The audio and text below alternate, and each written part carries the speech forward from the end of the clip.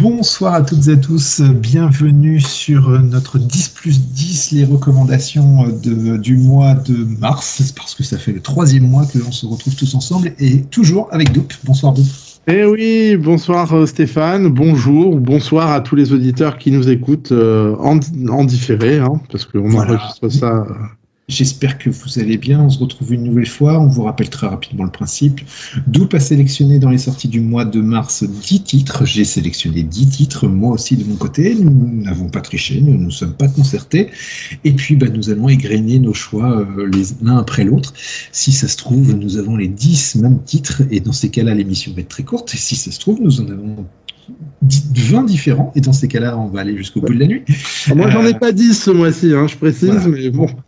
Alors, on en parlait quand même très rapidement avant de démarrer cette émission. Moi, j'ai été emmerdé parce que j'ai été pour une fois contraint par la limite des 10, et toi, tu me disais que c'est pas le cas. Donc je suis très surpris parce que je trouve que le programme de mars est très riche, et je te faisais la réflexion que si je m'écoutais, j'en aurais pour 300 € d'achat ce mois-ci. Donc d'abord, les comics, ça commence à coûter une blinde, effectivement.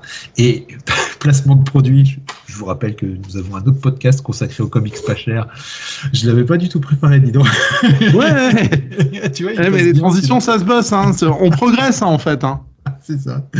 Et donc, nous avons un podcast où on parle des comics pas chers, fin du placement de produits. Donc voilà, donc on va découvrir tout ça tous ensemble, et puis à chaque fois, on va expliquer pourquoi on a choisi ce titre, et puis ça donnera l'occasion à l'autre de réagir ou pas. Enfin bon, voilà. Pour commencer, je pense, à connaître un petit peu le principe. Le but étant de vous guider dans vos achats. On ne parlera pas des titres qui ne nous plaisent pas. Et si on ne sélectionne pas un titre, c'est pas forcément qu'il ne nous plaît pas, c'est que on n'a pas eu de coup de cœur particulier pour ce titre-là, mais allez savoir, ce sera peut-être pour une autre fois. Voilà. Donc voilà un petit peu le principe de l'émission. Et pour commencer, je te propose de démarrer, Doup. Oui, alors déjà, je veux dire que contrairement à toi, moi j'ai eu du mal à faire une liste en fait. Donc j'ai pas trouvé vraiment beaucoup de choses qui m'intéressaient. Alors j'en ai quand même trouvé un petit peu, mais clairement pour moi ce mois-ci, pour moi c'est un mois un petit peu maussade. Mais je vais expliquer pourquoi aussi, parce qu'il y a plein de choses et je pense qu'on va en parler tout au long de l'émission. Alors je vais commencer, je vais commencer par le... Alors c'est pas une grosse surprise puisqu'on avait déjà conseillé le premier, c'est l'Omnibus Immortal Hulk numéro 2. Je sais pas si tu l'avais. Non, je ne l'ai pas mis parce que je savais que tu le mettrais. Voilà. Voilà. Donc on le rappelle, c'est l'avant-dernière série, l'antépénultième série sur Hulk qui était faite par Ali Wing et Joe Bennett.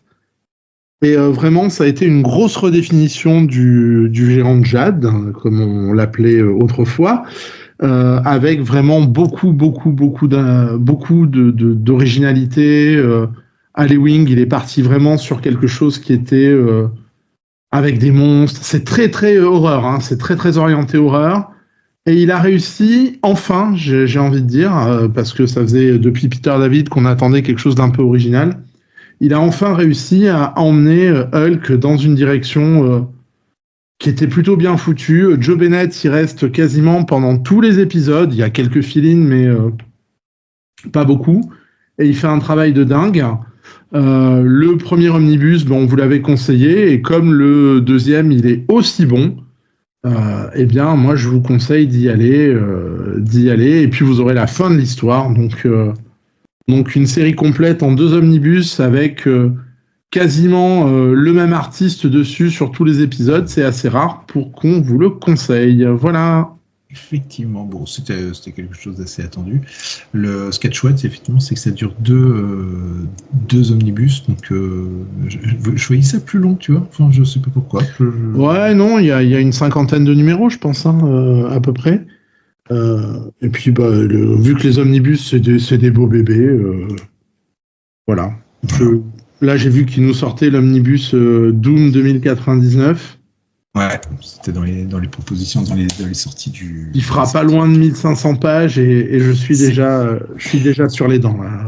C'est le plus gros omnibus sorti par Panini depuis le début des omnibus chez Panini, et puis chez moi c'est un argument de vente. Chez moi aussi.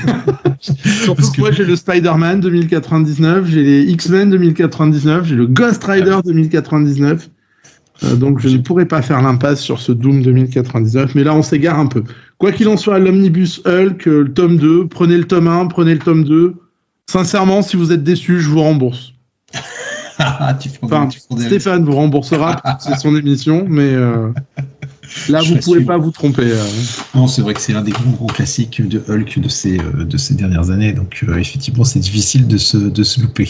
Moi, qu'est-ce que j'ai choisi? Alors j'ai mis en premier, évidemment, mais ça me paraît tellement évident. Enfin voilà, c'est-à-dire quand je l'ai vu passer sur les réseaux sociaux très récemment, d'ailleurs, je me suis dit mais c'est archi réédité, mais évidemment je vais craquer encore une fois parce que c'est un méga classique, c'est le Daredevil Born Again de Miller et Mazzucchelli qui ressort aux éditions Panini dans une très belle édition. Ça ressort là dans quelques jours, puisqu'on enregistre le lundi 3 et ça sort donc le mercredi 5.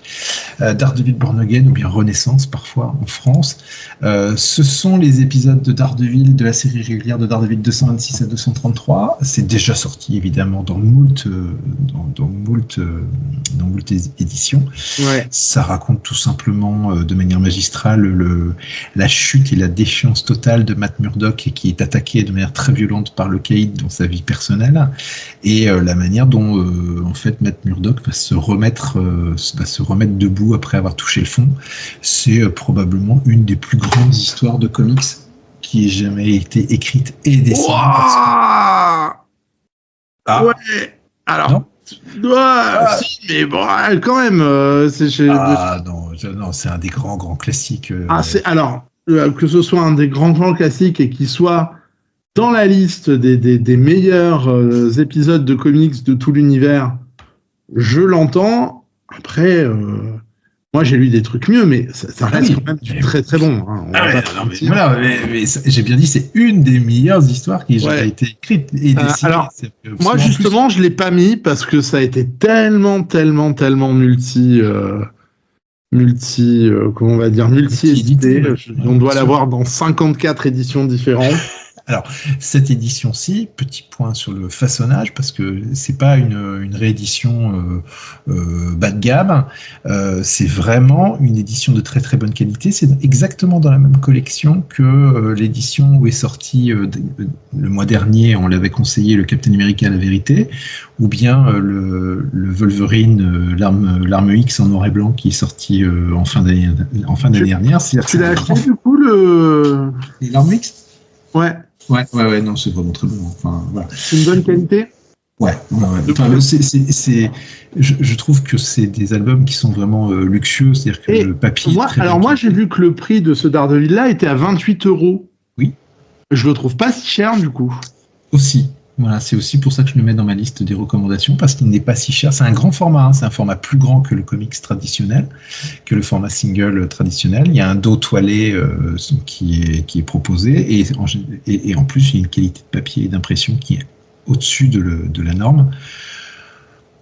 Pour l'aperçu que j'ai pu voir sur le compte Facebook de Panini, il y a l'air d'avoir quelques planches de crayonné. Je ne sais pas combien de place ça va prendre dans l'album, à voir. Bon, évidemment, ce sont des épisodes que j'ai déjà, probablement même plusieurs fois, mais bon, que voulez-vous. Mais ça reste, je trouve que cette histoire elle est incroyable. En plus, pour moi, c'est une espèce de Madeleine de Proust. C'est-à-dire, moi, j'ai découvert ça dans Strange à l'époque où c'était sorti, avec évidemment tout le drama qu'il y a eu avec la censure des épisodes. Oui, puisqu'on n'avait jamais eu la fin. Hein. À l'époque, nous n'avions jamais eu la fin, effectivement. Maintenant que je m'en rappelle, je l'ai dans la collection édition USA.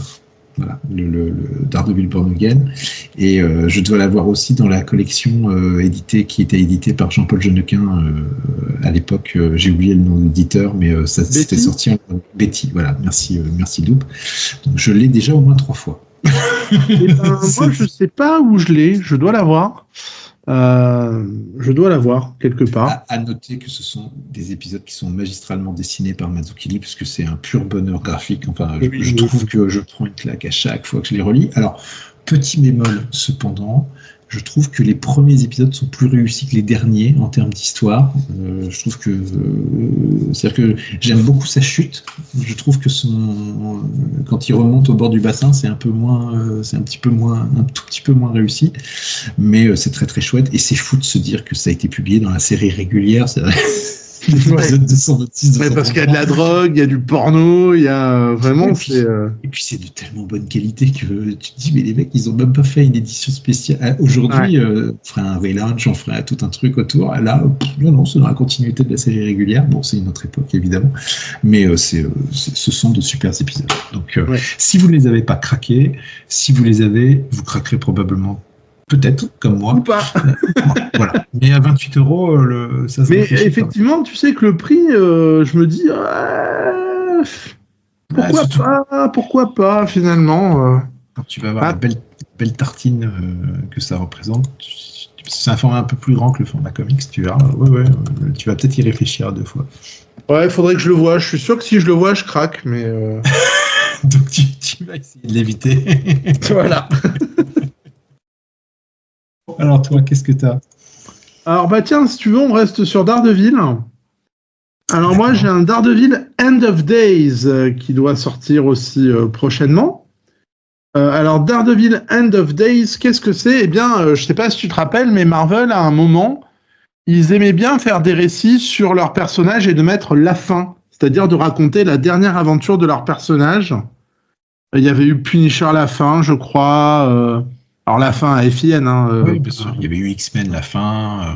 Effectivement, ils avaient fait toute une série comme ça. Ouais. Voilà. Et là, vachement de temps après, ils ont sorti Daredevil la fin, donc qui s'appelle End of Days. C'est même plus Daredevil The End.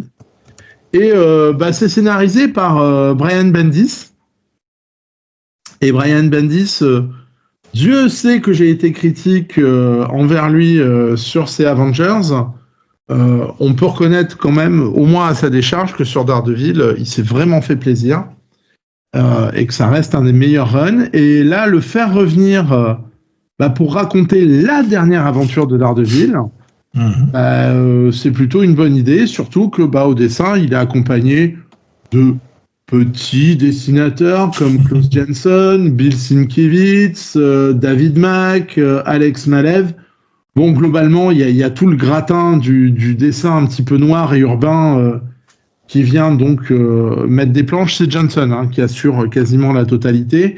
Puis il y a des petites pages, des petits trucs spéciaux réalisés par donc tous les autres. Et ça commence en fait par la mort de Matt Murdock. Daredevil s'est fait assassiner par le tireur. Et Ben Urich va enquêter sur les raisons de sa mort. Et c'est ma foi fort bien. C'est une très très bonne série. Alors encore une fois, moi je l'avais qui avait déjà été édité. Là c'est une réédition. Sincèrement, c'est une bonne histoire. Alors pour ceux qui sont fans de Daredevil, vous allez avoir des tonnes et des tonnes et des tonnes et des tonnes de références. Et vraiment, moi, c'était une bonne surprise. Et vraiment, je conseille ce numéro qui est excellent au niveau des dessins et puis qui est vraiment pas mal au niveau de l'histoire. C'est du bon Bendis, comme j'ai envie de dire, parce que Bendis, autant moi, il peut me saouler quand il fait du super-héros, autant quand il fait des trucs plus urbains, il est plus à l'aise et là, ça se sent. Donc moi, je le conseille, ce Daredevil End of Days. Voilà. Effectivement, alors il est accompagné Bendis par David Mack au scénario. Alors je sais pas si c'est sur tous les épisodes, et c'est dans la collection Must-Have de chez Panini. Le 22 € pour info. Il y a 8 épisodes. Il y a 8 épisodes, donc c'est pareil, c'est pas délirant si cher. Voilà, mais clairement on a vu plus cher pour moins de pages. Tu as cité Klaus Johnson. Moi, je suis toujours content quand on cite Klaus Johnson parce que je trouve que c'est toujours un peu l'oublié de la période Miller, de Frank Miller. Et il y a aussi Bill Sienkiewicz sur la fiche, et Alex Maleev, donc ça va. Enfin, je veux dire, on est bien. Partie graphique, on est bien. On est bien. Et puis, faut pas oublier que ce sont tous des dessinateurs qui ont œuvré sur Daredevil. C'est Johnson, Johnson, je suis désolé, mais la moitié des dessins de la période Miller, c'est lui qui les a fait. Hein. Sienkiewicz, il avait fait un super graphic novel sur Daredevil et le Caïd, donc scénarisé par Miller. David Mack, il avait fait pas mal d'épisodes avec Echo, puisque je pense que c'est lui qui avait créé Echo. Et puis Alex Maleev, c'est lui qui a fait quasiment tout le run de Bendis sur Daredevil. Vraiment, on est bien. Vraiment, on est bien. C'est du bon. Alors, je vais vous révéler un petit secret. Je l'ai acheté jour 1 en Marvel Deluxe il y a quelques années. Ouais. Et je suis tellement con que en fait, je me dis, il faut que je sois vraiment au calme et bien pour lire ce truc-là, parce que c'est quand même Bendis, David Mack et tous les noms qu'on a cités. Et en fait, ça fait depuis le jour 1 de sa sortie en Deluxe que je repousse la lecture et je ne l'ai toujours pas lu. Et je l'ai dans ma collection, là, juste à côté de moi, et je me rends compte que je n'ai toujours pas lu cet album. Tu verras, c'est une très très bonne lecture. Mais vu les auteurs, j'en doute pas un seul instant, effectivement. Mais c'est vrai que je suis con, hein. Il y a des fois, je me dis, mais tant pis, même s'il y a du mal. Ça, tu sais, c'est les gens qui achètent des trucs qu'ils ont déjà 3-4 fois, et puis c'est pas, hein, comme Born Again. Hein. Ah non, Born Again, je l'ai lu. Voilà. Allez, à mon tour, allons-y. Alors, moi, j'avais mis quoi ? Eh ben, oui, bah si, quand même. Enfin, c'était.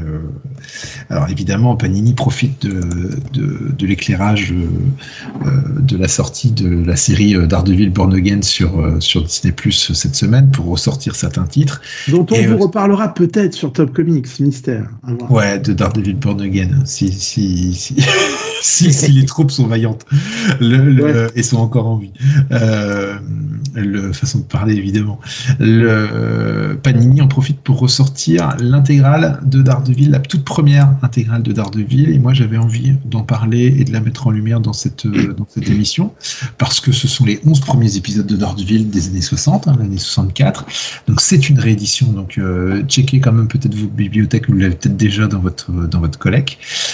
C'est la période Wallace Wood, Bill Everett, John Orlando, donc évidemment c'est du old school, évidemment c'est 13 années 60, ça n'est même presque pas le Daredevil que l'on connaît aujourd'hui, hein, parce qu'à l'époque on cherche le ton, Stan Lee cherche le ton à donner à Daredevil, mais ça reste des épisodes malgré tout assez historiques, et si vous avez aimé ce qu'a fait Frank Miller, et si vous avez aussi aimé le Daredevil jaune de Jeff Lubb, c'est un passage qui peut être intéressant. En tout cas, c'est une petite page d'histoire de Marvel qui s'est écrite sur ces 2 années, sachant que on n'est pas sur le Daredevil tel qu'on le connaît. Ah bah là, on n'est pas sur du héros urbain, non, c'est clair. Par contre, il y a une très très très très bonne histoire dedans. C'est le combat entre Daredevil et Namor. Qui est très chouette.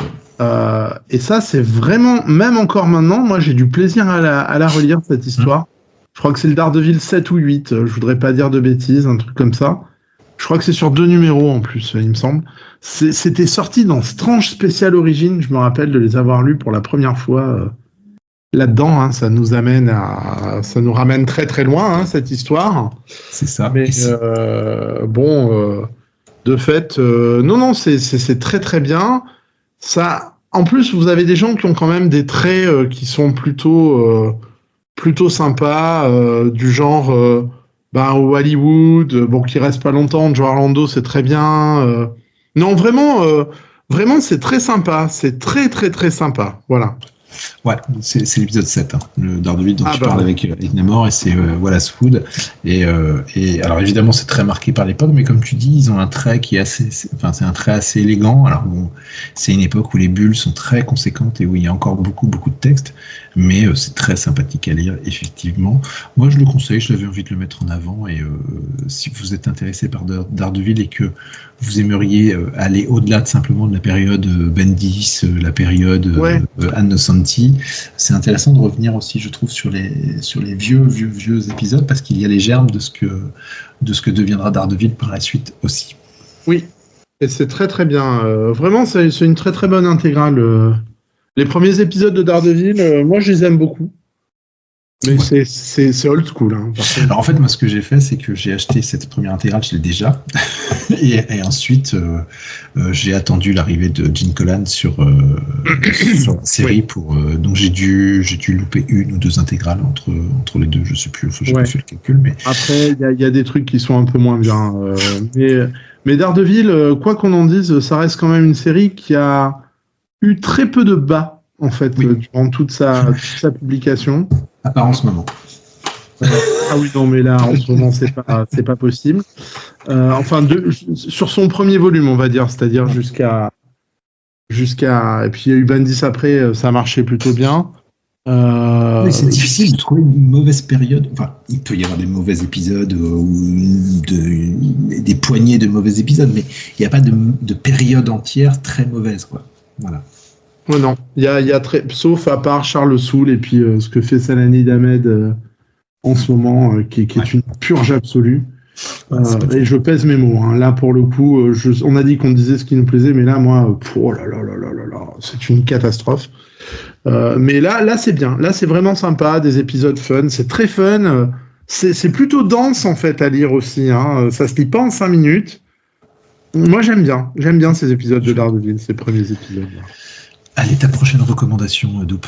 Eh ben, ma prochaine recommandation, c'est facile, ça va être le Batman Chronicles 1990.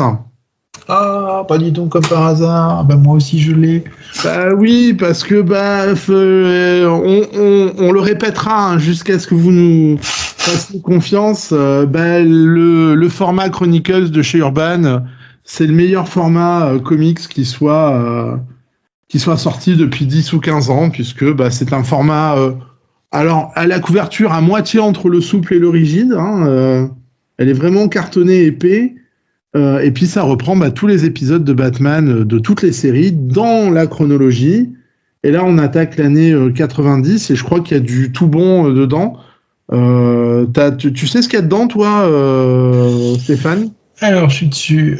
Tu as, en termes d'auteur, tu vas avoir du Jim Aparo, du Marv Wolfman, du Alan Grant, du Norm Breyfogle, qui, moi, a été ma découverte à travers ces. Ah oui, il est très bon, Norm Breyfogle. C'est assez énorme. C'est du Batman 443, 457. Il n'y a pas Son of the Demon? Non, c'est Bride. C'est Bride of the Demon. D'accord. Voilà, c'est le Bride. Et on a après des poignées d'épisodes, donc le Batman Annuel 14, le Secret Origins 50, le Secret Origins of the World's Greatest Super Heroes, et puis le Detective Comics 615. Voilà. Non, c'est le début des années 90. On est toujours dans le DC qui profite du succès du film. Des épisodes inédits en France aussi. Hein. Et il y a effectivement des épisodes qui sont inédits en France, donc c'est toujours assez intéressant. Et comme tu le disais, c'est une collection de toute manière à suivre.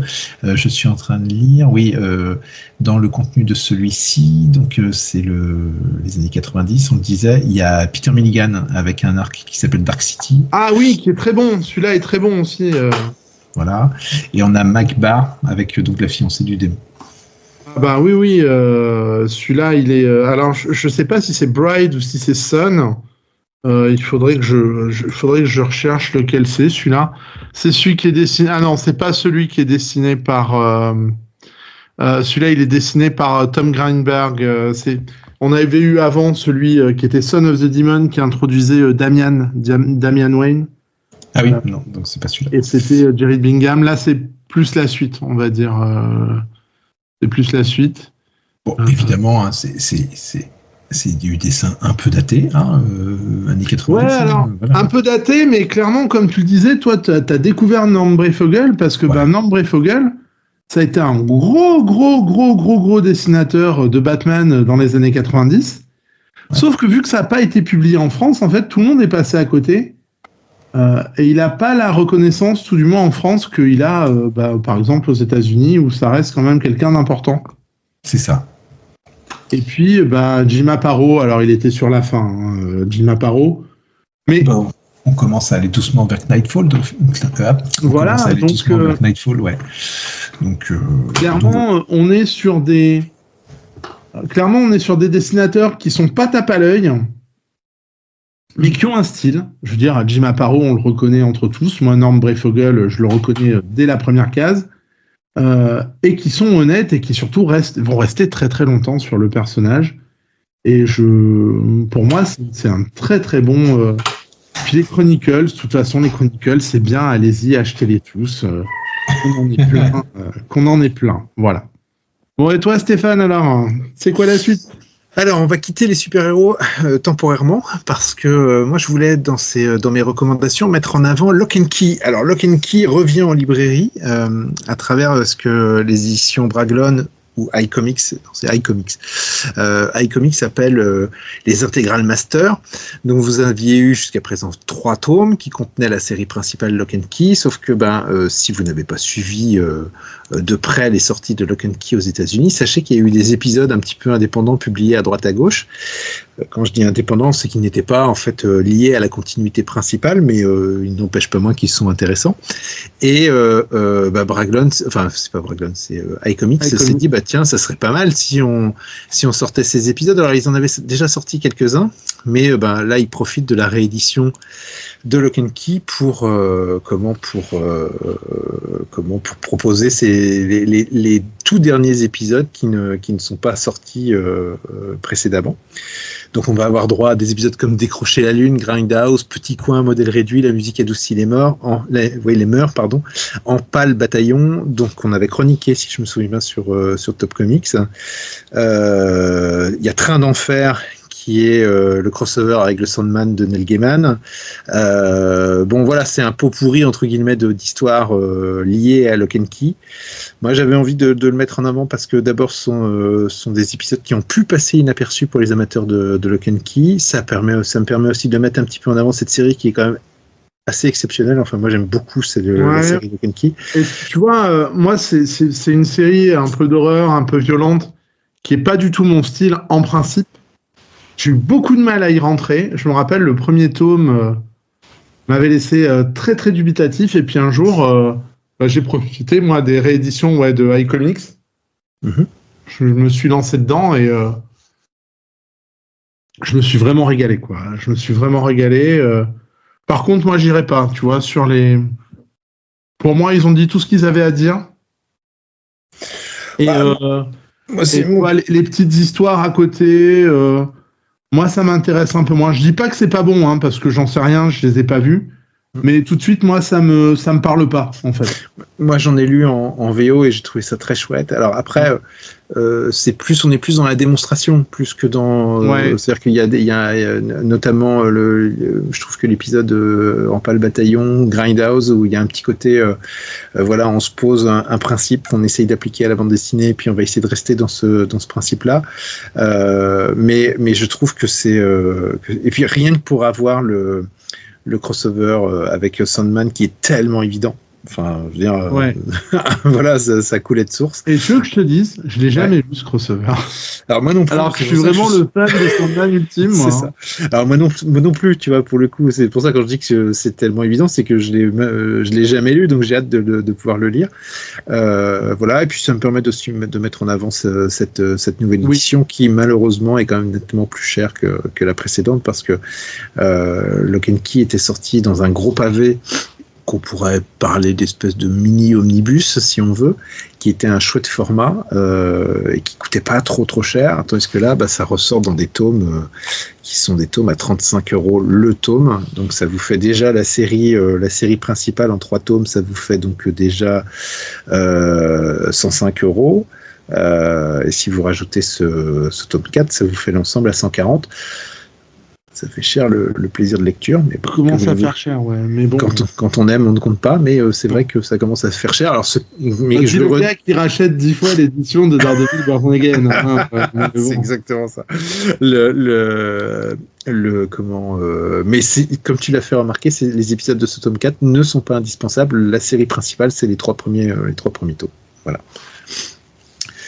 Donc voilà, donc moi c'était Joe Hill, Gabriel Rodriguez pour principalement pour Lock and Key tome 4 avec a priori l'éditeur annonce alors je suis un petit peu curieux de voir ça parce que il s'avère que j'adore Howard Phillips Lovecraft aussi dans une autre vie et a priori il y a un reportage photo réalisé par Joe Hill et Gabriel Rodriguez qui explique en fait pourquoi Lovecraft et la ville de Providence a été leur principale inspiration, sachant que ça ne saute pas, ça saute pas aux yeux d'entrée de jeu, quoi. Malgré que le premier tome s'appelle Bienvenue à Lovecraft, c'est pas forcément évident, donc je suis assez curieux de voir d'avoir cette partie-là aussi. Voilà, c'était ma petite recommandation indé de la soirée. C'est pas souvent que je parle d'indé. Eh ben moi je vais y aller sur de l'indé. Allez, vas-y.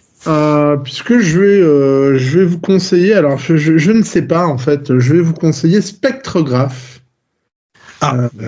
qui sort chez Delcourt, me semble-t-il. T'es sûr que c'est pas chez J'aurais pensé que c'était chez Urban.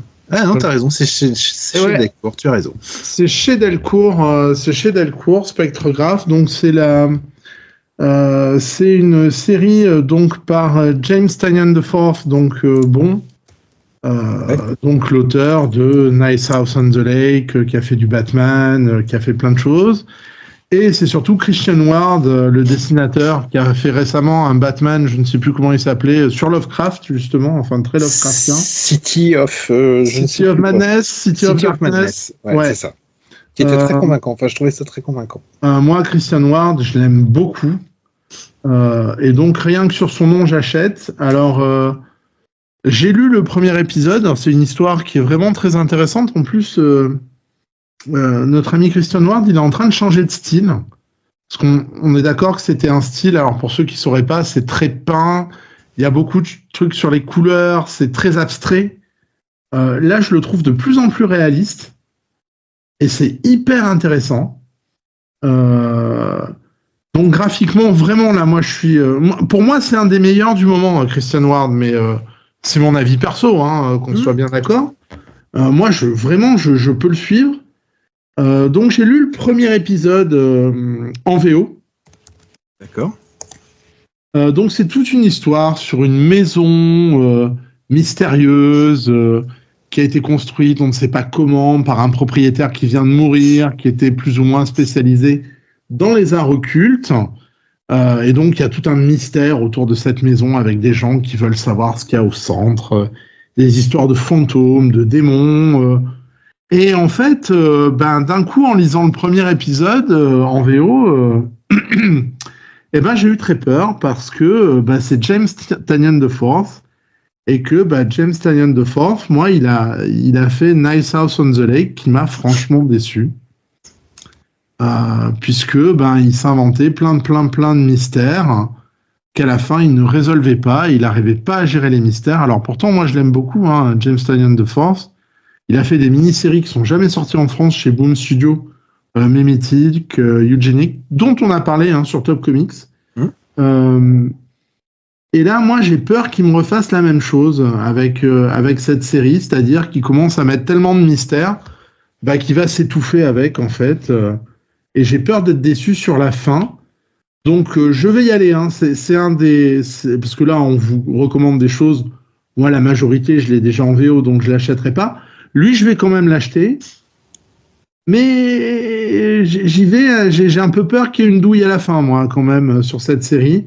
Disons que je fais moins confiance à Tynion IV depuis Nice House on the Lake que ce que je pouvais lui faire avant. Voilà. C'est vrai que toi et moi, on n'est pas rentré dans la hype de The Nice House of the Lake. Enfin, ni toi ni moi, on en discutait. Je sais plus. Il y en a quelques-uns il y a pas mal de monde qui finalement n'a pas trouvé ça si extraordinaire. Après, encore une fois, voilà, c'est des goûts. C'est une bande dessinée qui a vachement marché. Elle a eu un prix Angoulême. C'est reconnu par plein de gens comme une très bonne BD. Moi, je suis pas d'accord. Mais tant mieux, en fait. Hein. Tant mieux que ça marche. Hein. Oui, enfin, le marché a besoin de voilà, on a besoin de c'est très bien. Après, moi, je dis que ça m'a pas plu. C'est pas la pire BD de l'univers, hein, loin de là. Mais moi, j'ai été déçu. D'ailleurs, j'irai pas sur la suite. Hein, J'irai pas sur la suite. Les dessins, je les ai pas trouvés extraordinaires. Et là, j'ai un peu peur d'avoir la même chose, c'est-à-dire d'être un peu déçu. Donc, je le lirai quand même, je le prendrai parce que vraiment, Christian Ward, moi, je trouve que de ce que je l'ai vu faire là sur le premier épisode, pour moi, il est en train de changer de style. Et moi, j'adore quand on voit les dessinateurs qui sont en train de changer de style. C'est effectivement dans la continuité de ce qu'il a fait sur City of Madness. Hein. C'est-à-dire on sent bien qu'il est dans ce style-là et que. Alors je ne l'ai pas lu, hein, mais pour ce que j'en feuillette pendant que tu en parles, c'est rigolo parce que ça a l'air d'être une histoire de mystère, d'épouvante, un peu inquiétante, et pourtant c'est bourré de couleurs super vives, quoi. Donc je trouve ça rigolo d'être capable. La facilité. Il est très fort pour les ambiances et. La facilité. Moi, j'y vais là que sur le dessinateur. J'ai un petit peu peur du scénar. Après, Tynion de France, moi, il peut aussi livrer des très très bonnes histoires, et ce titre-là, c'est potentiellement le slipper du mois, quoi. Alors pour ceux qui ne sauraient pas, le slipper, c'est le titre qu'on voit pas trop arriver et qui finalement peut être très très très très bon. Donc je vous le dirai. Ça sera peut-être si c'est bien ou pas pour l'émission du mois d'avril. Voilà. Ouais, ou ce sera peut-être l'occasion d'une capsule comics si on a le temps. Ou voilà, à voir. Je suis en train de regarder si c'est un album cet album est un récit complet, est-ce que ça s'arrête au tome 4 C'est un récit complet. D'accord. C'est sorti chez Distillery, le nouvel éditeur là qui lance pas mal de séries avec pas mal de gros noms dessus. Ouais. Et ils font pas de séries régulières, hein, donc. Ah oui, d'accord. Donc c'est forcément C'est forcément une histoire complète. C'est forcément un one shot. Ouais. Avec Tynion de Force, je me méfie moi. Voilà. Mais... Bientôt Spectrographe 2. Ouais. Non, mais bon. Pour répondre à toutes les questions qu'il a mis à la fin du 1 parce qu'il n'a pas su s'arrêter. Bon, voilà. Non, mais je ne sais pas. Là, pour le coup, je ne sais pas. Le premier épisode, pour moi, il est très bon. Mais j'ai peur qu'il y ait une douille à la fin et qu'on n'ait pas toutes les réponses. Voilà. Eh ben écoute, je ne l'avais pas mis moi dans mes choix, mais j'avais vu effectivement cette sortie et le dessin en tout cas de la couverture m'intriguait. Donc voilà, ce que tu en as dit me donne encore un petit peu plus envie de m'y plonger. Changement d'ambiance avec ma prochaine proposition. Oui. Moi je vais vous proposer Rocketeer, les nouvelles aventures. Alors ça c'est mon côté pulp et rétro. Je suis très content que Delcourt publie alors il y a 4 épisodes dans cette série. C'est en fait la série, on va dire plutôt la mini-série parce qu'il y a 4 singles sortis chez IDW qui est Rocketeer Adventures. Donc le nom de Dave Stevens, l'inventeur, le scénariste et dessinateur de Rocketeer est en gros sur la couverture. Mais ne vous y trompez pas, en fait, il s'agit d'artistes invités pour rendre hommage en fait à Dave Stevens. Et donc on a une succession d'histoires courtes autour de l'univers de Rocketeer avec des artistes et pas n'importe qui, hein, puisque dans le premier tome on a John Cassaday, on a le couple Allred, Mike Allred et Laura Allred, on a Kurt Busiek et Michael Kaluta. Dans le tome 2, toujours pour vous donner envie parce que c'est quand même plutôt pas mal tout ça, c'est Mark Waid, Chris Weston. C'est pas une surprise de retrouver Chris Weston ici non plus, hein, après ce qu'il avait fait avec The 12.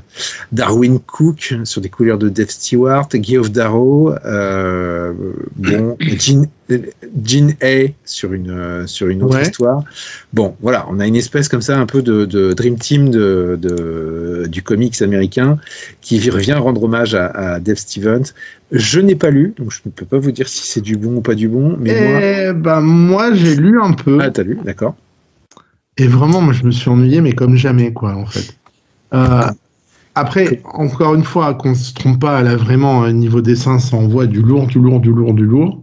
Donc Rocketeer, hein, pour ceux qui le savent pas, parce que ça remonte quand même. J'allais y venir, ouais. Ouais. C'était une série donc qui a été créée par Dave Stevens, je dirais fin des années 80, possiblement, milieu des années 80. Bon, dans ces eaux-là. Et c'est une série qui a pas fait beaucoup d'épisodes. Hein. Je pense qu'il y a globalement il y a une histoire ou deux. Donc ça doit faire peut-être 5-6 comics grand max. Mm-hmm. Et Dave Stevens, c'était un dessinateur mais incroyable, qui a sorti une histoire très rétro, très pulp, vraiment très années 40-50 quoi, avec des pin-up de dingue. Enfin le gars vraiment c'était un dessinateur monstrueux. Donc il a connu tout de suite un succès sur Rocketeer et manque de bol, il est mort très tôt. Mm. Et donc Rocketeer, c'est un peu devenu une série culte qu'il mérite, hein, parce que vraiment les épisodes de Dave Stevens, moi je les relis encore et c'est juste génial. Je l'ai en français, je ne sais même plus qui avait sorti ça. J'avais dû l'acheter dans les années 80. Enfin, si c'est pas Delcourt, je dirais peut-être des bêtises, mais il me semble bien que ça devait être Delcourt. Donc les épisodes de Dave Stevens qui sont juste géniaux. Il est mort très jeune, très tôt. Et là, on a un petit peu l'hommage qui sert à rien. C'est-à-dire que, attention, hein, voilà, de toute façon, quoi qu'il arrive, des pages dessinées, en plus c'est du bon Cassaday là, hein, vraiment, c'est du très très bon. Il y a du Michael Red, enfin tout ça, c'est impeccable. Après, faire des histoires sur l'univers du Rocketeer, sur des histoires qui durent quoi, 4-5 pages, 5-6 pages. C'est de l'historiette, ouais clairement. C'est en fait, on n'approfondit rien et ça reste quand même au niveau de l'histoire très superficiel. En gros, pour moi, c'est une BD qui vaut le coup et ça peut le faire. Hein. Après, moi, c'est juste que c'est pas mon truc. Et c'est le gars qui a dit il y a 5 minutes qu'il allait acheter un comic juste parce qu'il y a Christian Ward. Moi, juste des dessins, ça suffit pas pour moi pour acheter une BD. En tout cas, pas sur Rocketeer, et même s'il y a du très bon dessinateur, parce que moi, les histoires de 5-6 pages, j'ai vraiment du mal à y rentrer dedans. C'est très personnel, hein, et je sais qu'il y a des gens qui privilégient largement le dessin par rapport à l'histoire. Moi, si j'ai pas un minimum d'histoire un petit peu sur la longueur, j'arrive pas à y rentrer. Alors, on va pas se mentir, ça reste de la bonne cam. Niveau scénario, on fait pas grand-chose avec ça. Mais en gros, c'est pas ce qui est intéressant quand on fait une anthologie Rocketeer avec des dessinateurs aussi énormes que Cassaday, Gene Hay, Michael Red et toute la clique, quoi. Alors, c'est une série qui est un peu ancienne en plus, hein, parce que 2011, hein. La date, c'est 2011, hein, donc ouais, c'est ça. Donc ça a 15 ans hein, maintenant. Donc, mais moi, je suis assez content dès que je peux trouver du pulp dans mon rayon comics, bien édité, parce que ça va être édité chez Delcourt et donc ça sera propre. C'est toujours de la grande qualité. Et à noter pour les amateurs d'édition particulière, il y a une édition spéciale chez Pulp Comics avec une couverture alternative, voilà, pour compléter totalement l'information sur cette sortie qui ravira les amateurs de récits avec des cliffhangers, avec des jolies petites pépées, comme on dit entre guillemets. C'était l'instant misogyne et et des super héros vaillants et très pulpesques et on a même trouvé le moyen de ne pas dire qu'il y avait un film qui est très très bien que vous pouvez voir sur Disney+, qu'on vous invite à regarder parce que c'est très chouette. Voilà. Avec Timothy Dalton. En méchant, avec une fine moustache. Et Jennifer Connelly. Et Jennifer Connelly qu'on verra après dans... Qui est un super film pour donner... si vous voulez faire découvrir à quelqu'un ce qu'est le pulp, voilà, vous lui mettez Rocketeer. Voilà, c'est le film d'initiation au pulp, sans aucun problème. Doup, à ton tour. Eh ben moi, je change un peu puisque je vais te reparler encore d'une intégrale. Ouais. Et c'est l'intégrale Spider-Girl. Eh ben, je l'avais mis aussi. Et oui, parce que bon, alors, Spider-Girl, alors c'est un personnage qui a débarqué un petit peu de nulle part, puisqu'elle a commencé dans un What If, donc un SI, puisque je rappelle qu'il y avait eu tout un truc à la fin de à la fin de la saga du clone où l'enfant de Peter Parker était mort, etc. Et c'était un « et si sa fille avait survécu ?» Et donc, ça nous a raconté l'histoire de May Parker, donc la fille de Peter et de Mary Jane, dans un futur assez proche, puisqu'elle doit avoir une vingtaine d'années. Ouais. Et du coup, à un moment, elle reprend le costume, tout ça. Voilà, c'est un what if, hein, donc c'est une histoire rigolote. Et puis, ça a marché, c'est-à-dire que le personnage est devenu hyper populaire. Et ils ont décidé de lui donner sa série. Alors, le scénariste en chef qui s'occupe de ça, c'est Tom DeFalco.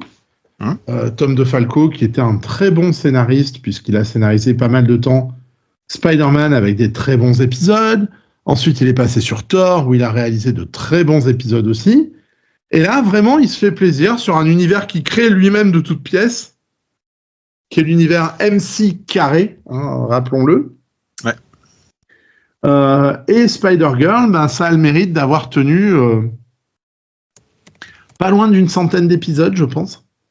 Et c'est surtout que, niveau dessin, c'est Pat Olive. Alors, Pat Olive, pareil, c'est pas un dessinateur qui a un style qui va faire vibrer les fans des dessinateurs Image des années 90. Mais mine de rien, Pat Olive, ça reste quand même du très bon dessin. En plus, il va rester très longtemps. Il va être remplacé ensuite, je crois, par Ron Frenz, par Sal Buscema, qui vont rester exactement dans le même style. Et c'est une série qui, ma foi, se lit fort bien. Il y a toujours un petit côté rétro, mais c'est fun. C'est vraiment ce qu'on a envie de lire quand on a envie de se dire « Allez, tiens, ce soir, j'ai pas envie de lire un bouquin qui va me prendre la tête. J'ai envie de lire du comics tranquillou, avec des gentils, des méchants, mais qui restent quand même d'un niveau tout à fait acceptable. » Ça faisait partie aussi de mes recommandations. Alors moi, pour plusieurs raisons. D'abord parce que Ron Frenz, alors même si il officie sur l'épisode dont tu parles, sur le fameux juste sur le 0, hein, enfin. Voilà, c'est ça, hein, c'est sur ce récit alternatif. Ensuite, c'est quand même la création d'un univers aussi, hein, le MC2, ouais. Enfin le MC carré, dont tu parlais, ce qui n'est pas non plus très très fréquent chez Marvel. Un univers d'ailleurs dont je me souviens même plus ce qu'il est advenu aujourd'hui. Enfin, en fait, ça n'a pas marché. Ils ont lancé plein de séries. Avec le fils du fléau, je crois. C'est ça, voilà. Il y avait les Fantastiques de l'époque, etc. Les Fantastic Five. Ouais, ça n'a pas duré plus d'une dizaine ou quinzaine de numéros pour chaque série, me semble-t-il. Alors, ça s'est arrêté faute de vente, et puis je pense que... Enfin, c'est rigolo quand on y repense, parce que là, ce Spider-Girl-là et cet univers MC carré, il sort en plein dans les années 90. Hein. Donc là, on est... Et forcément, avec des dessinateurs comme Ron Frenz, comme Pat Olive, comme Sal Buscema, clairement, ça n'a pas attiré les lecteurs qui ne juraient à l'époque que par du Todd McFarlane ou du Jim Lee, parce que c'était du dessin beaucoup plus classique, on va dire. Mais franchement, ça se tient encore très très très bien. Je les ai relus il y a vraiment pas longtemps, parce qu'ils ont sorti un Epic Collection en VO. Et vraiment, je me suis vraiment fait plaisir, quoi. Il y a DeFalco qui disait au sujet de la série nous avons fait un comics old school d'abord parce que nos héros agissent comme des héros. Alors il le dit dans les années 90, hein, donc c'est en réaction évidemment à ce que tu dis par rapport à Image Comics. Hein. A, nos héros agissent comme des héros. 2, nous ne croyons pas à la décompression. 3, nous racontons une histoire complète avec des intrigues et des sous-intrigues qui se construisent d'épisode en épisode. Et D, dans chaque épisode, il y a son lot d'action et de suspense. Voilà. Voilà, c'est ce qu'on attend d'un comics. Hein. Exactement. Donc voilà, c'était effectivement. Et vraiment, soyez pas rebutés les gens qui connaissent pas par l'aspect un petit peu rétro. C'est vraiment très sympa, quoi. Oui, c'est pas le scénario est pas du tout rétro, mais c'est plus les dessins qui risquent peut-être d'un peu rebuter certains, parce que Pat Olive, si tu nous écoutes, c'est pas forcément le dessin. Ça reste propre, hein, c'est pas dégueulasse, mais c'est vrai que c'est pas forcément un auteur très bankable, et donc du coup, on peut. Bon, j'ai jamais trouvé cet artiste très très intéressant en termes de dessin, mais par contre, ça se lit bien. Quoi. Quand même. Moi, je le trouve pas mal, Pat Olive, j'aime beaucoup, en fait. Vraiment, hein. Voilà. Moi, pour moi, Patolif, c'est un peu le mec qu'on appelle, c'est un peu le second couteau, quoi. C'est comme ça que je le perçois, hein. Donc, mais c'est pas ça. C'est pas forcément péjoratif non plus, hein. Voilà. Il pourrait faire penser à du Paul Ryan, hein. Paul Ryan qu'on avait foutu sur les Fantastic Four. Et qui avait un style un peu rétro, et pourtant ça a donné des très très bonnes choses. Hein. Ça a donné de bonnes choses, effectivement. En fait, je pense que ça, c'est des séries. Parce que bon, t'as dû les lire toi aussi quand t'étais jeune, hein, t'as dû tomber sur des Spider-Girl. Moi, j'aimais pas ça. Je trouvais ça tout pourri parce que j'étais en plein dans ma phase Spawn et tout ça. Ouais. Tu faisais des trucs dark, tu t'habillais en gothique. Bah ouais, un gothique, tout ça. On veut des photos. Enfin, si tu savais. Non, ça c'est pas possible. Enfin, si un jour on fait 1 million de vues, promis, vous avez des photos de Monsieur Le Troedec et moi en combi-short. Voilà. Ouais, ça sera moi avec des cheveux. Risques, hein, voilà. Mais du coup, c'est vrai que moi j'aimais pas, et puis j'ai relu ça 30 ans après, et en fait c'est cool, quoi. C'est cool. Très bien. Et pour info, je le dis ici en avant-première, il y aura Top Comics. Je proposerai sur Top Comics une interview de Ron Frenz au sujet de Spider-Girl à l'occasion de la sortie de cette intégrale. Parce qu'il a bien voulu répondre à des questions que l'on a préparées à cette occasion-là.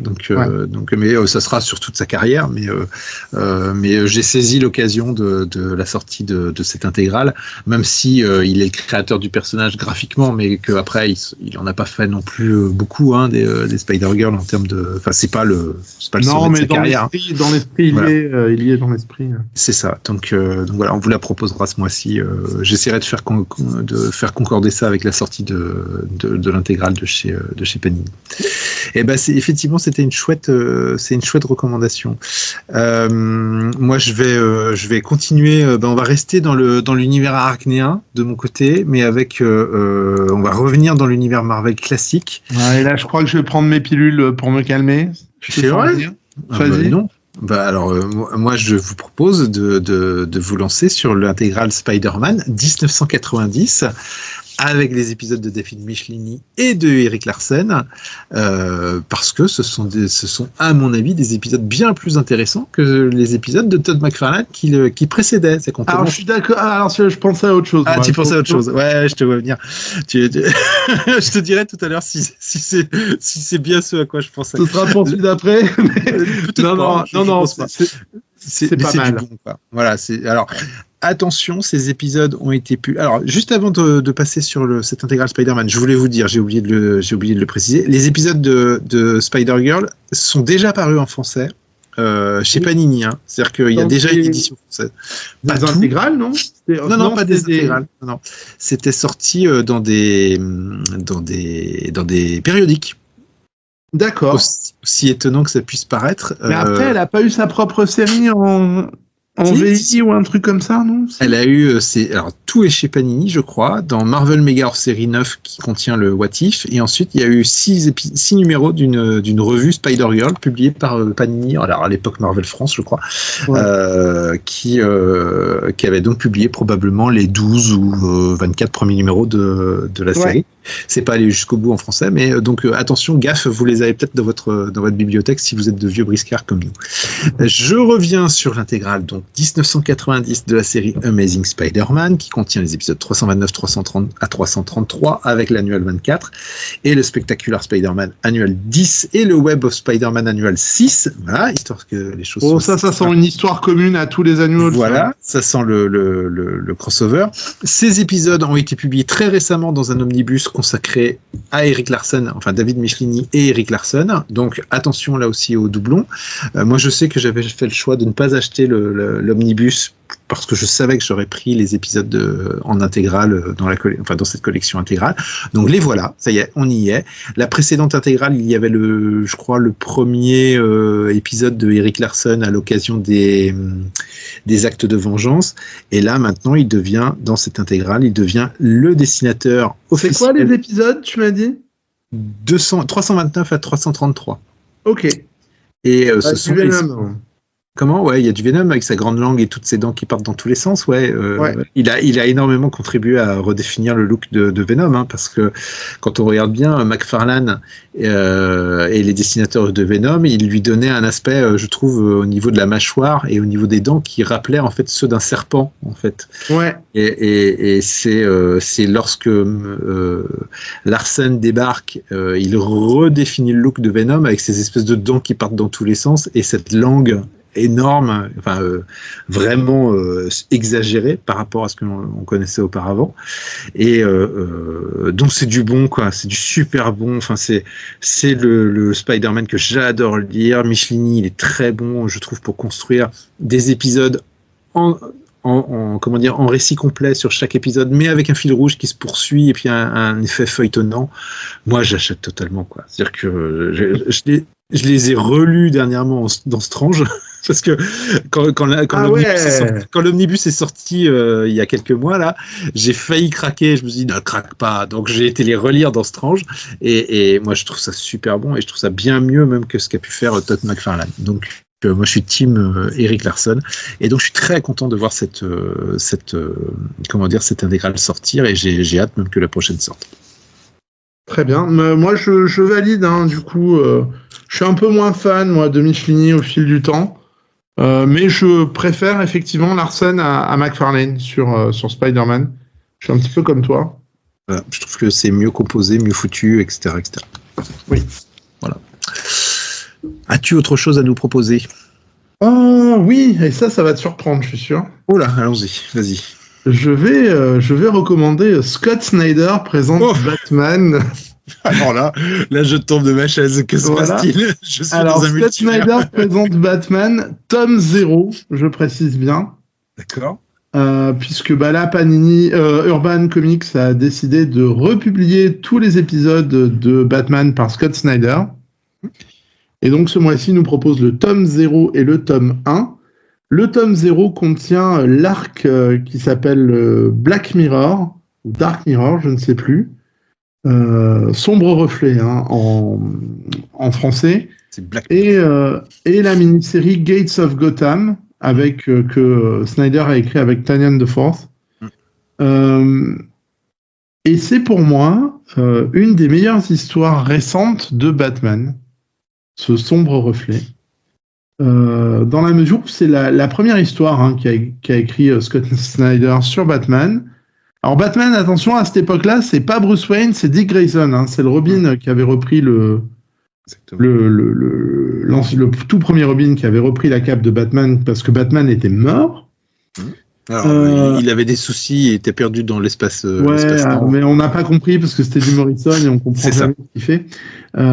Et du coup, là, Scott Snyder, il nous fait une intrigue où Batman, c'est vraiment un détective. Il avait vraiment quelque chose à raconter.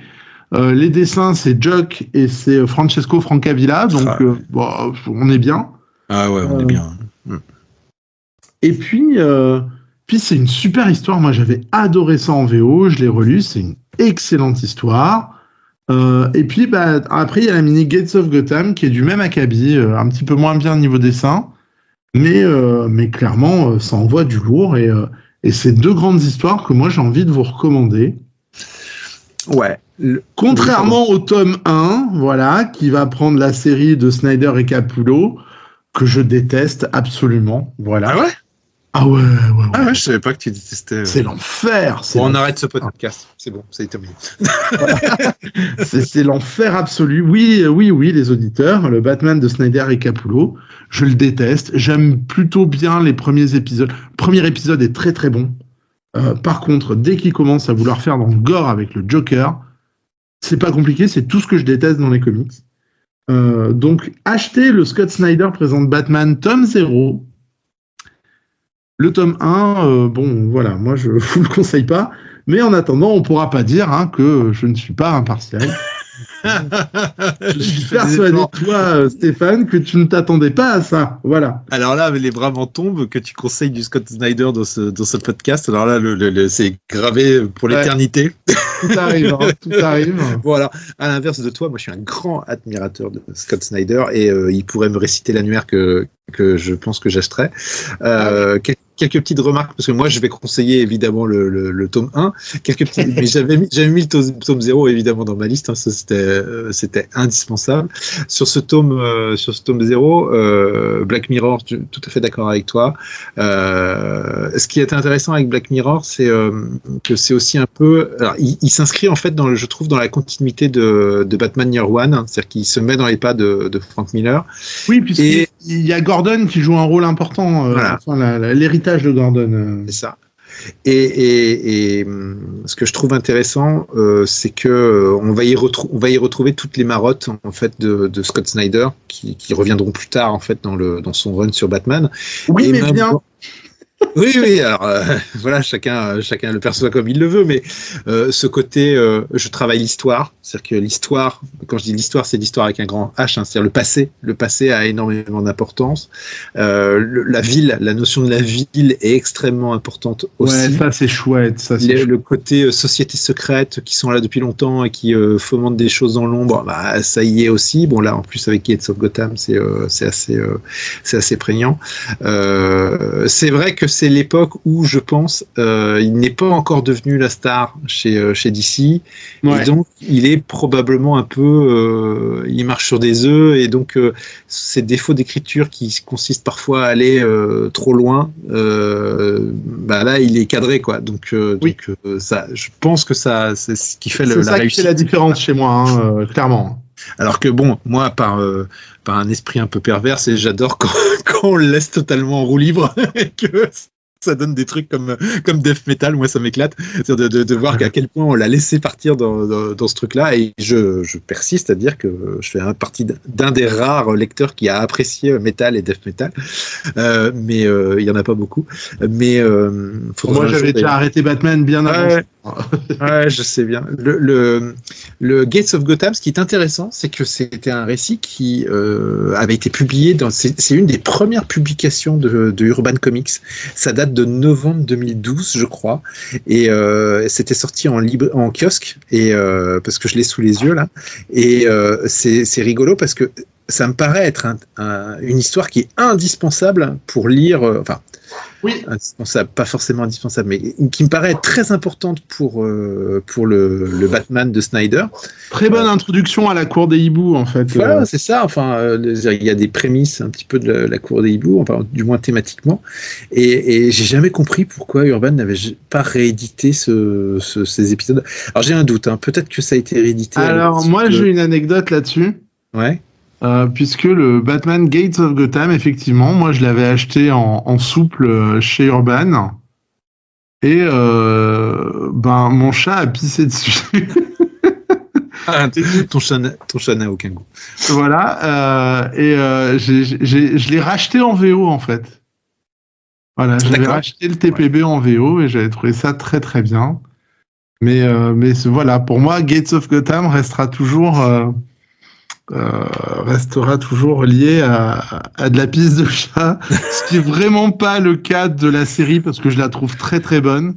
Mais voilà, j'avais juste envie de partager cette anecdote qui n'a aucun intérêt avec vous, hein, puisque le podcast n'est pas assez long.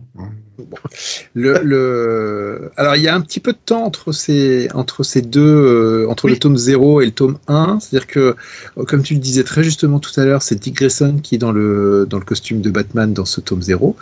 Entre-temps, il y a eu un relaunch chez DC qui a amené le New 52. Sauf que Batman n'a pas été impacté par le New 52, c'est-à-dire que lui, il n'a pas été rebooté du tout. Ah non, parce que ça se vendait, donc du coup, voilà. Ils ont touché.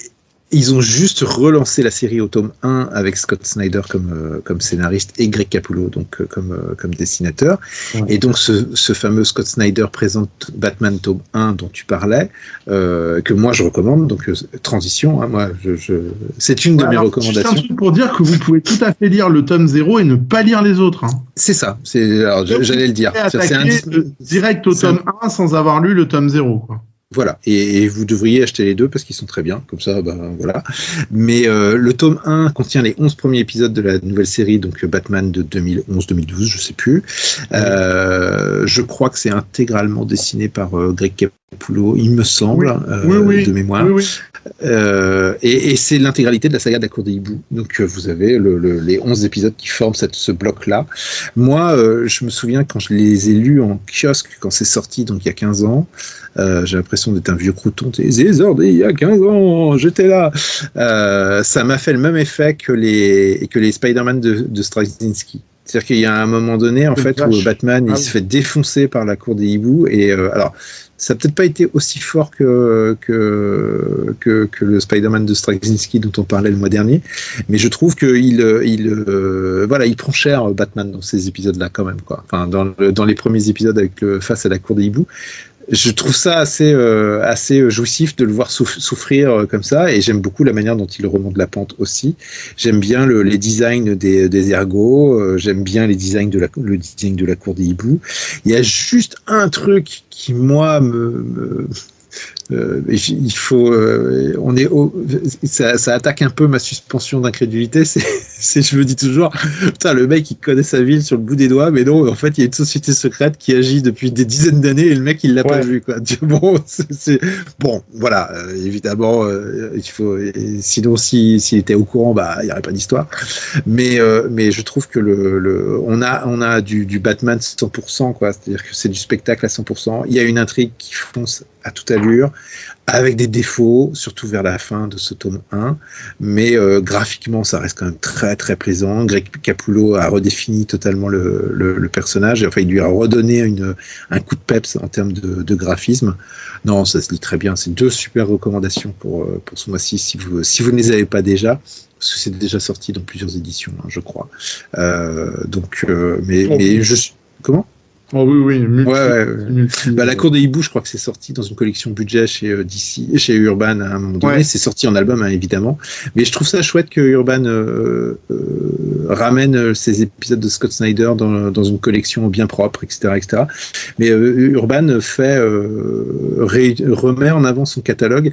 Je suis pas certain que les albums d'origine de la série Batman par Scott Snyder soient disponibles, ceux d'il y a 15 ans. Je suis pas certain qu'ils soient. Il y a une quinzaine de tomes, hein, je pense.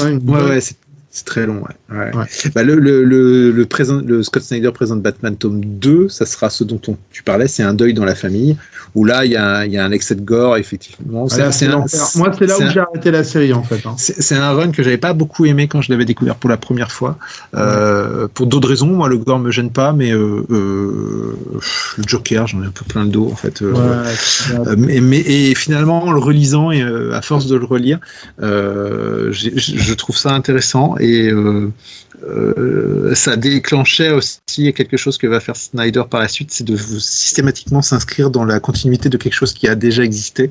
Donc le deuil dans la famille, bah évidemment c'est un deuil dans la famille, et puis il va continuer par la suite à réécrire et à retricoter sur des choses qui existent déjà. Alors évidemment, si le principe vous plaît pas, ça risque pas de vous amuser beaucoup, mais moi j'aime beaucoup ce qu'il fait en général. On aura l'occasion d'en reparler. Moi, le deuil dans la famille, c'était pas pour moi, en fait. Mais en tout cas, ces 2 tomes-là, comme tu le dis, vous pouvez acheter soit l'un, soit l'autre, soit les deux, et ça marche très bien parce que c'est indépendant. Donc, tout à fait. Voilà. Allez-y, foncez, c'est du bon. Et ben, c'est à nouveau à ton tour alors du coup. Eh ben moi j'ai un comic, je vais te lancer un peu une perche du coup. Moi je te conseille, mais tu dois peut-être l'avoir sur ta liste. C'est The One Hand and the Six Fingers, tome 3. Alors je l'avais pas mis, parce que alors d'abord je savais que tu allais le mettre, et puis je n'ai toujours pas lu le tome 2. Je dois le lire là dans les jours qui viennent, mais voilà. Mais le premier, j'en ai parlé dans un article, j'en ai parlé dans un podcast, on en avait parlé ensemble le mois dernier. Ouais. Voilà, le premier tome m'avait beaucoup plu. Donc encore une fois, c'est cher, mais c'est bien. Alors c'est cher. Attention, c'est cher parce que vous n'avez que 2 épisodes pour 8 € et quelques. Voilà. Et que si on avait attendu d'avoir un album relié complet, on aurait probablement payé le tout beaucoup moins cher que si on les achète en single. Voilà, je l'ai fait en cours. Mais il semblerait qu'Urban tente vachement les trucs en single en ce moment là. Puisqu'ils vont publier le H2, je crois, en single.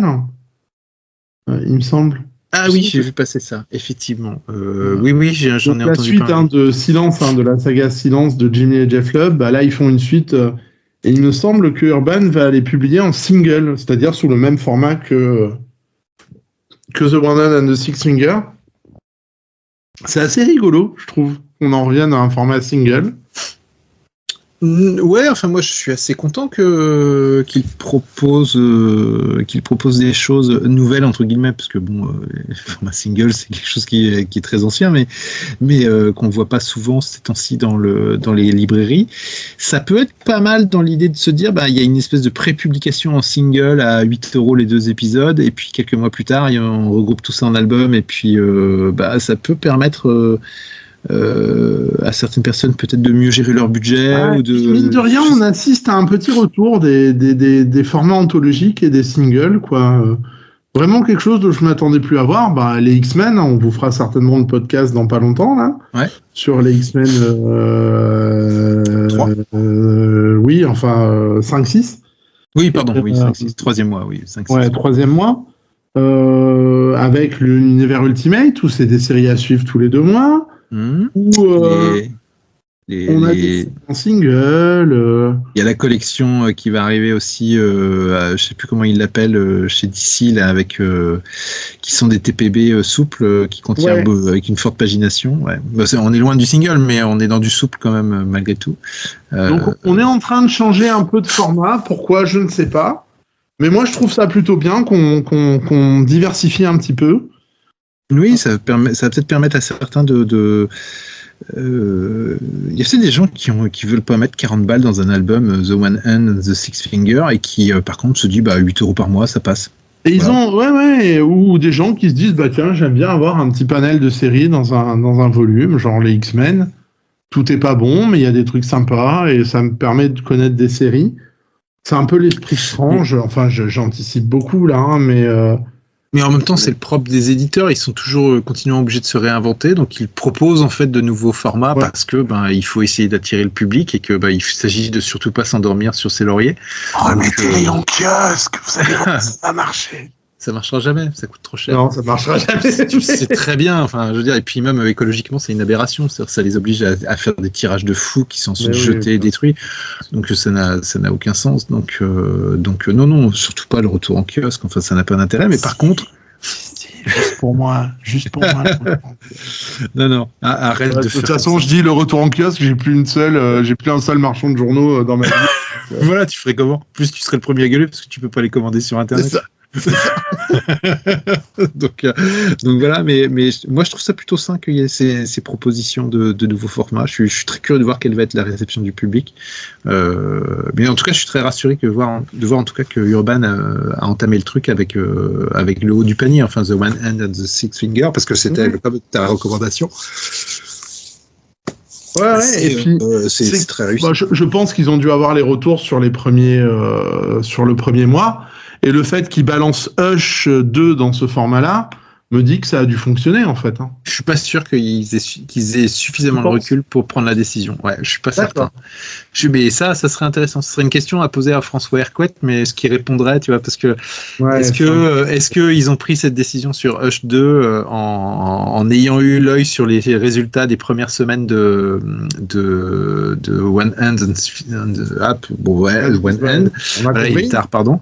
Vous m'avez compris. Je sais pas, mais c'est vrai que ça serait intéressant. Je serais très curieux de savoir si ça a joué ou pas joué, ou si de toute manière ils avaient prévu de le sortir comme ça, parce que ça me paraît un peu bizarre que One Hand soit le galop d'essai. C'est-à-dire que je pense que ça mérite d'être essayé en indé, comme c'est le cas, et puis d'être essayé sur un titre super-héroïque phare, et Hush 2 s'y prête bien, quoi. C'est peut-être plus après que le bilan. Peut-être qu'ils font un test en se disant qu'est-ce qui marche le plus, ouais. Peut-être, donc on verra bien. Mais si un jour on a l'occasion de discuter avec François Hercouet ou quelqu'un de chez Urban, c'est une question qu'on pourrait poser effectivement. Si là, en termes de délai, ça suffit à prendre une décision éditoriale, je sais pas. J'en suis pas persuadé, ça te paraît court quand même, parce que le premier One Hand c'est fin janvier, donc là on est début mars, ça veut dire c'est à peine un mois, enfin c'est un mois et quelques jours. Je sais pas. Donc je sais pas. On était sur One. Comment ? Il te reste des choses encore ? Ah ouais, il me reste des choses, pas beaucoup, mais il m'en reste encore. Je prends juste note que voilà, pour la pour le sommaire dans la descriptif de la vidéo. En fait, il me reste un. Tu vois, donc je dis des choses. Alors moi, j'ai mis Absolute Power tome 2. On avait parlé du tome 1 ensemble lors du mois de janvier. Moi, je mettais un petit billet dessus. Je l'ai lu, j'ai beaucoup aimé. Donc moi, je serai de retour sur le tome 2. Effectivement, a priori, sur le tome 1, il y avait juste Absolute Power 1 et 2. Dans ce tome 2, je crois qu'il n'y a que le 3. Oui. Et après, c'est que du tie-in. Cependant, je trouve que pour une fois, les tie-in, alors ça reste des tie-in, d'accord, mais je trouve qu'ils sont loin d'être totalement accessoires. C'est-à-dire que je trouve qu'ils apportent quand même des choses intéressantes. Et on est loin de la bouse que sont les tie-in de Blood Hunt qui se déroulent de l'autre côté, chez Panini en ce moment. Vous avez un gros crossover chez Panini qui est Blood Hunt, où il y a plein de vampires qui attaquent les super-héros. Et là, pour le coup, les tie-in, c'est vraiment la purge totale. Ouais. Parce que là, je trouve que les tie-in qui étaient dans le tome 1 de Absolute Power, non seulement étaient plutôt bien dessinés, plutôt bien scénarisés, et apportaient en tout cas quelques éléments qui n'étaient pas juste totalement accessoires. Donc moi je suis plutôt partant pour lire la suite. Je suis assez intrigué. Après il y a un truc qui me fait un peu rire, enfin ça me fait rire. C'est peut-être pas le mot, mais le premier épisode de Absolute Power, Superman qui vole, il se prend 3 balles, il tombe quoi. Enfin tu te dis mais attends mais là déjà pour moi il y a une incohérence en fait. Mais parce que en fait vraisemblablement ceux qui privent les super-héros de leur pouvoir, il faut qu'ils les touchent. Et là, Superman, il est en vol, il perd ses pouvoirs, personne l'a touché. Déjà, ça m'a gêné. On l'a peut-être touché juste avant. Et non, sinon il volerait pas. Mais peut-être qu'il y a peut-être un délai pour que le pouvoir disparaisse. Ça commence à faire beaucoup là. Tu sens le mec qui essaye de sauver le coup quoi qu'il arrive. Je t'avoue que moi j'ai lu le Absolute Power tome 1. J'en ai fait une critique sur superpouvoir.com. Allez. Donc j'ai encore une fois moi ça me saoule de prendre 3 volumes à 39 balles ou 35 balles pour une mini-série qui fait 4 épisodes et 92 tie-in, quoi. Bon, voilà, j'ai pas été plus convaincu que ça par les tie-in qui, effectivement, on a vu largement pire dans les séries tie-in.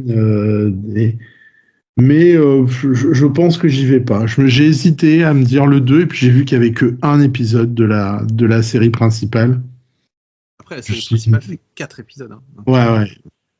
Donc, il n'y en a pas beaucoup non plus. Hein, donc, non, mais voilà, moi, mettre 3 fois 35 ou 3 fois 39, je sais plus, pour une mini-série principale. En plus, je suis même pas fan de Dan Mora. Moi, je l'aime pas, Dan Mora. C'est vrai. Bon, autant moi, j'aime beaucoup ce qu'il fait. Autant toi, je peux comprendre que voilà. Voilà, j'y vais pas. Après, en toute honnêteté, c'est pas une bouse. Hein, ça a l'air de se tenir. Encore une fois, les tie-ins sont pas si dégueulasses que ça. Ouais, je crois que j'y vais pas. Voilà. J'ai bien aimé par exemple ce qu'ils ont fait avec Green Arrow. Tu vois, c'était plutôt pas mal foutu. Hein. Bon, en plus, je sais pas s'ils les éditeront avec la série Green Arrow en album, s'ils les rééditeront je sais pas. De ce côté-là, je sais pas. Mais et puis alors il y a aussi un autre truc moi pour lequel j'aime bien ces rendez-vous.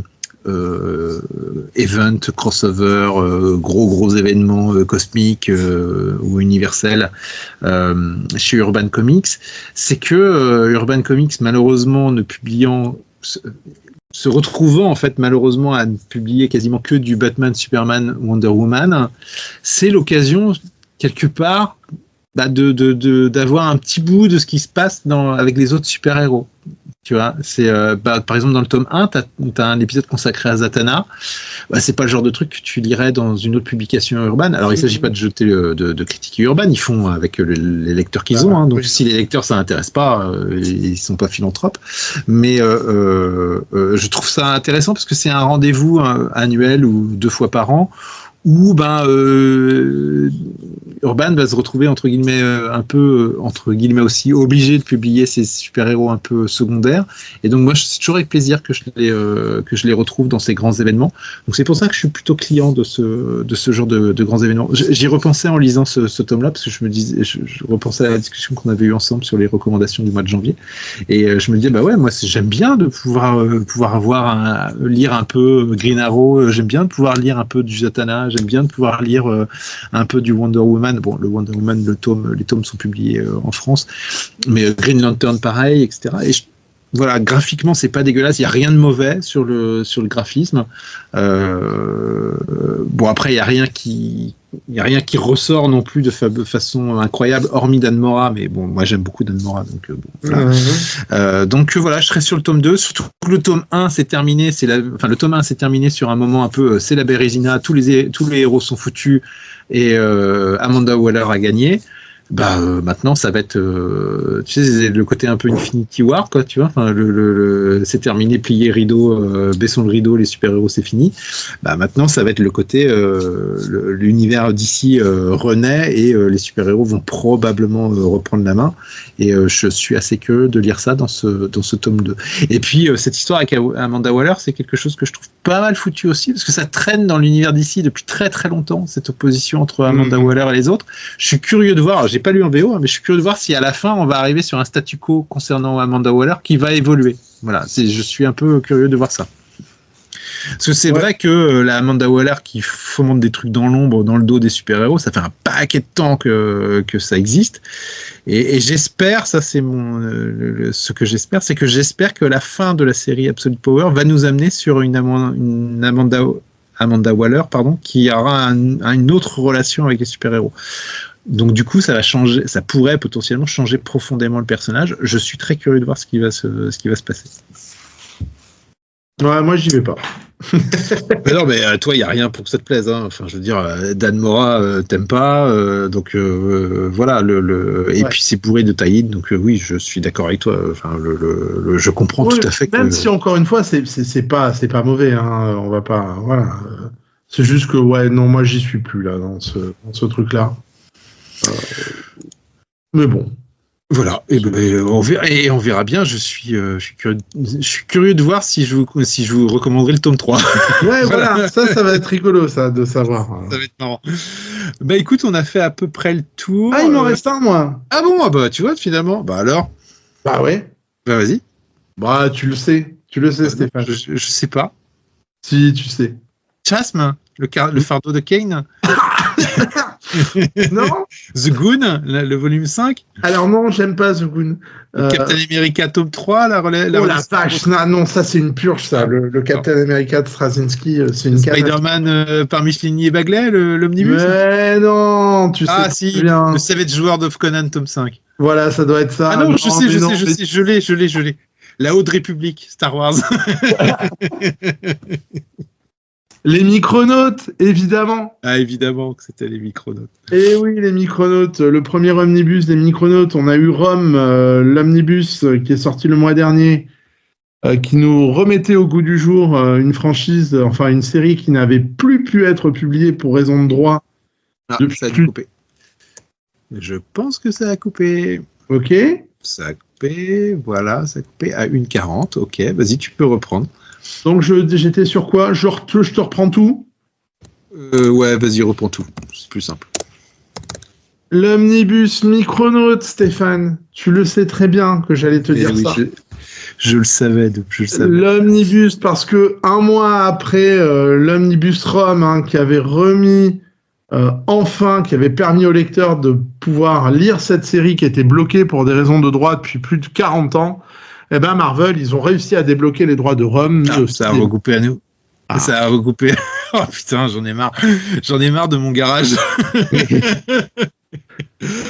Mais changez-le, ce garage. Alors attends, là du coup, je suis tout perdu dans ma timeline. Moi, je te refais tout. T'es sûr ? Bon, comme tu veux.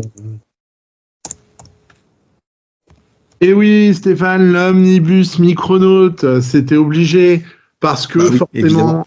Un mois après l'omnibus Rome, qui a permis au lecteur de pouvoir lire des séries qu'il n'a pas pu lire depuis 40 ans parce qu'elles étaient bloquées pour des questions de droit, et ben Marvel a fait un deal avec Rome, mais aussi avec ceux qui détenaient les droits des Micronauts, qui était à la base une série de jouets aussi, c'est pour ça que c'était bloqué. Et ma foi, les Micronauts, c'est pareil, c'est une série pour les nostalgiques qui ont pu les lire chez Reddit à l'époque, dans les années 80. On n'a jamais eu la fin, bien évidemment. Là, on va avoir la série complète en 3 omnibus, comme Rome. Alors, c'est des petits omnibus. Il y a à peu près une vingtaine d'épisodes par omnibus. Là, le premier, les 12 premiers sont dessinés par Michael Golden. Et c'est pas n'importe quoi. C'est chouette.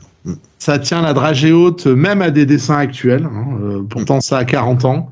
Et franchement, Golden, il gère de fou.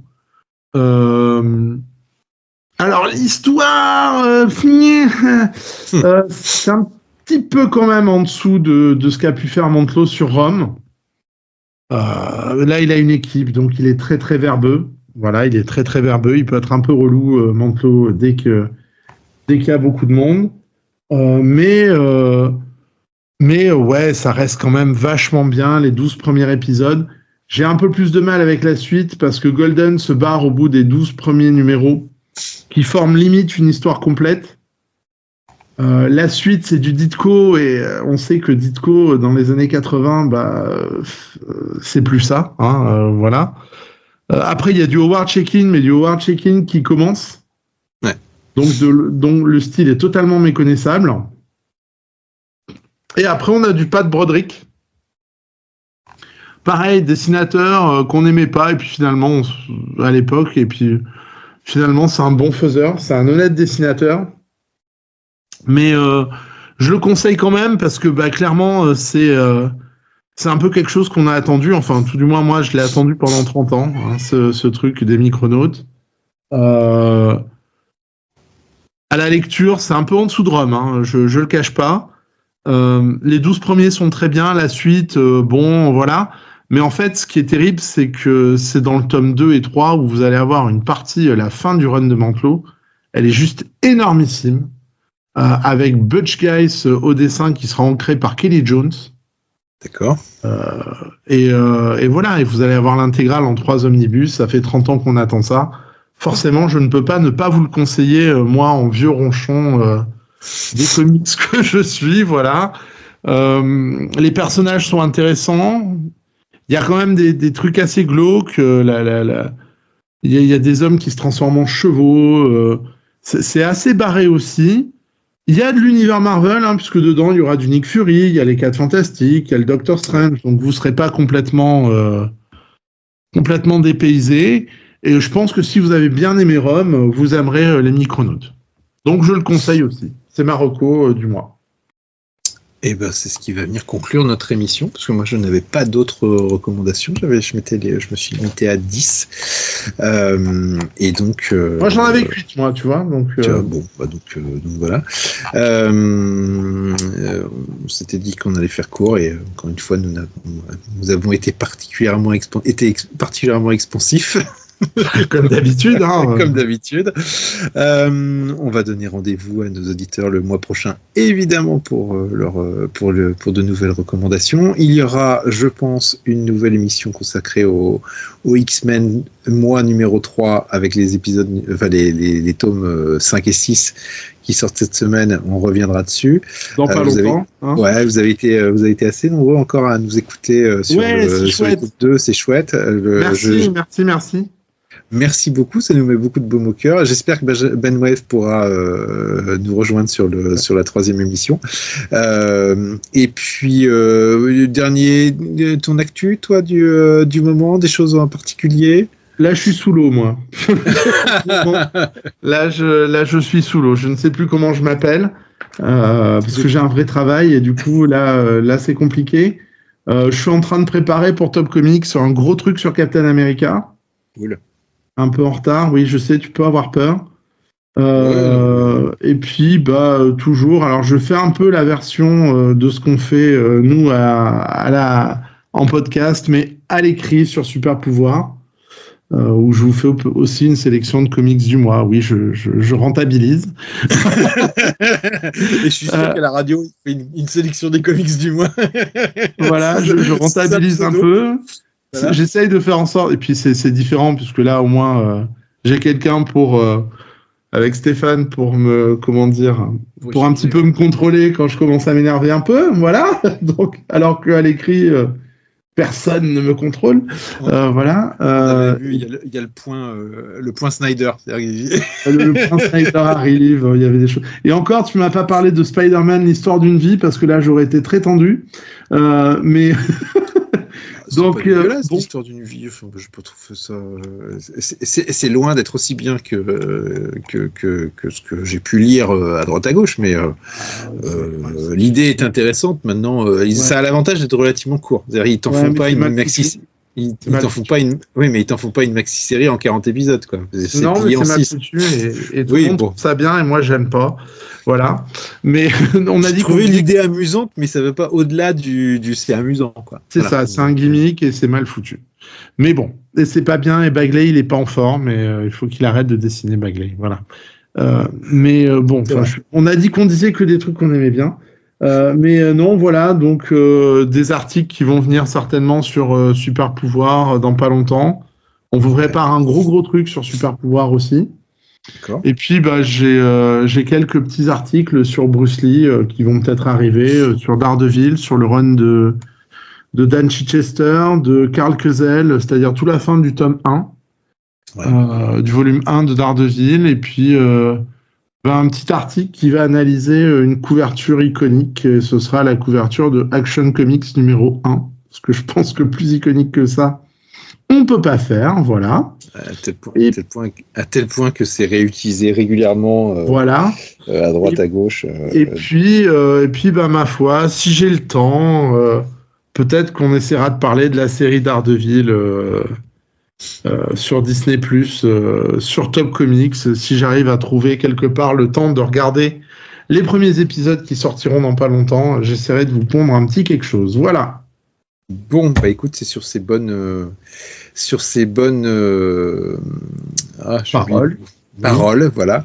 Moi de mon côté, on fatigue, on est désolé. Ouais, je suis désolé. On est fatigué. Là, on a sorti sur Top Comics un article sur les meilleurs dessinateurs Daredevil qui a beaucoup plu. Oui, j'ai vu ça. Ouais, qui m'a permis de passer encore une fois de placer Mazzucchelli dans un article. Et puis j'ai sorti une poignée de critiques, le Redcoat tome 1, le Destro.